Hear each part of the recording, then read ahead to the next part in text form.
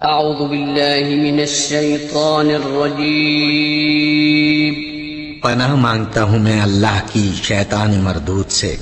بسم اللہ الرحمن الرحیم۔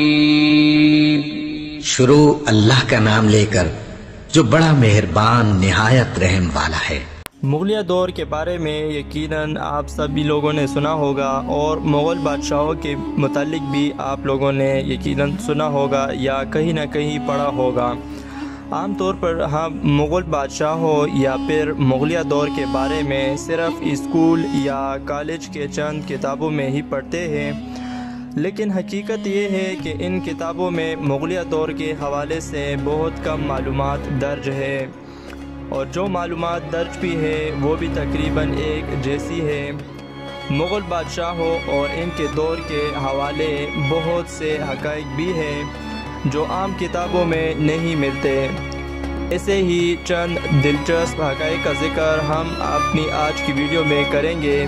ویڈیو میں آگے جانے سے پہلے آپ سبھی لوگوں سے گزارش ہے کہ اگر آپ ہمارے چینل پر نئے ہیں اور چینل کو سبسکرائب نہیں کیا ہے تو چینل کو سبسکرائب کر کے نوٹیفیکیشن آن کر دیں، تاکہ ہمارے آنے والی ہر ویڈیو کی نوٹیفیکیشن آپ کو بلا تاخیر ملتی رہے۔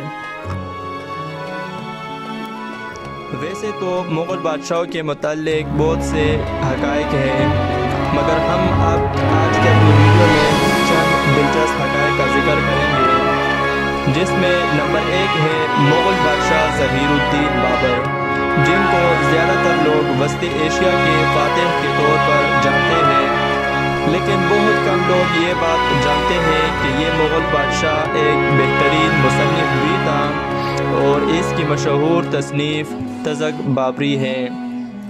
نمبر 2، جلال الدین اکبر اپنی مضبوط سلطنت اور بہترین سیاست کی وجہ سے جانا جاتا تھا، یہاں تک کہ وہ اپنے آباء و اجداد سے بھی آگے بڑھ گیا، لیکن یہ بھی ایک حقیقت تھی کہ جلال الدین میں پڑھنے کی اہلیت بہت کم تھی، اور وہ لفظوں کی ادائیگی صحیح طور پر نہیں کر پاتا تھا۔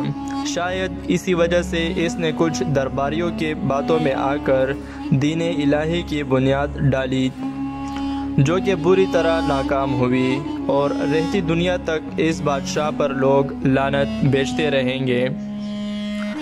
نمبر 3، تاج محل دن کے مختلف حصوں میں مختلف رنگ اپنا لیتا ہے۔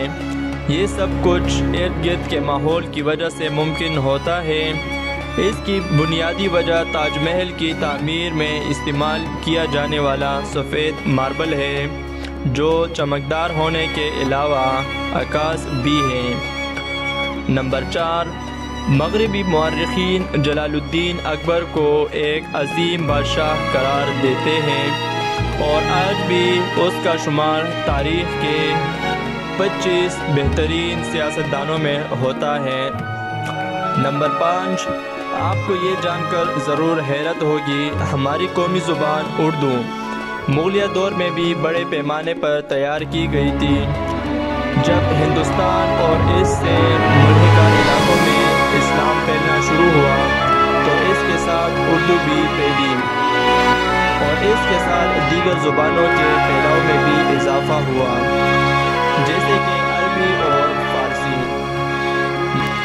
نمبر 6، اکثر آپ نے لوگوں سے سنا ہوگا کہ شاہ جہاں نے ان تمام مزدوروں کے ہاتھ کٹوا دیے تھے جنہوں نے تاج محل تعمیر کیا تھا، تاکہ وہ اس کی نقل نہ تیار کر سکیں، لیکن یہ حقیقت نہیں ہے، اور اس کی گواہی خود آرکیٹیکٹ استاد احمد لاہوری دیتے ہیں، جنہوں نے تاج محل کے ڈیزائن کی تیاری میں اہم کردار ادا کیا تھا۔ نمبر 7، مغل بادشاہوں کی شہرت کی ایک وجہ ان کی بیویوں کی تعداد بھی تھی۔ یہ بادشاہ متعدد بیویاں رکھتے تھے، لیکن ان تمام بادشاہوں کے مقابلے میں مغل بادشاہ بہادر شاہ ظفر کی سب سے کم بیویاں تھیں۔ بہادر شاہ ظفر کی صرف 4 بیویاں تھیں، جو کہ اس وقت سب سے کم تھے۔ تاہم اولاد کی اگر بات کی جائے تو ان کے اولاد میں بیٹے 22 اور 32 بیٹیاں تھیں۔ نمبر 8، ہم ہمیشہ سے یہ سنتے آئے ہیں کہ انارکلی کو زندہ دیوار میں چنوا دیا گیا تھا، لیکن یہ حقیقت نہیں ہے، کیونکہ انارکلی کی قبر اور اس کی لاش موجود ہے۔ بعض مورخین نے انارکلی کو ایک تصوراتی یا ڈرامائی کردار کے طور پر پیش کیا ہے۔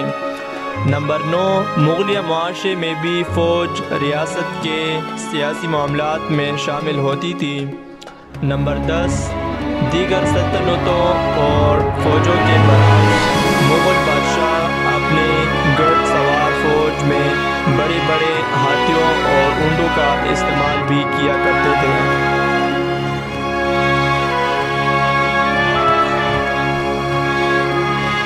آج کی ویڈیو میں بس اتنا ہی، امید کرتا ہوں آپ کو ضرور پسند آئی ہوگی۔ ویڈیو کو لائک شیئر کرنا نہ بھولیے گا۔ ملتے ہیں کسی نیکسٹ ویڈیو میں، تب تک کے لیے اللہ حافظ۔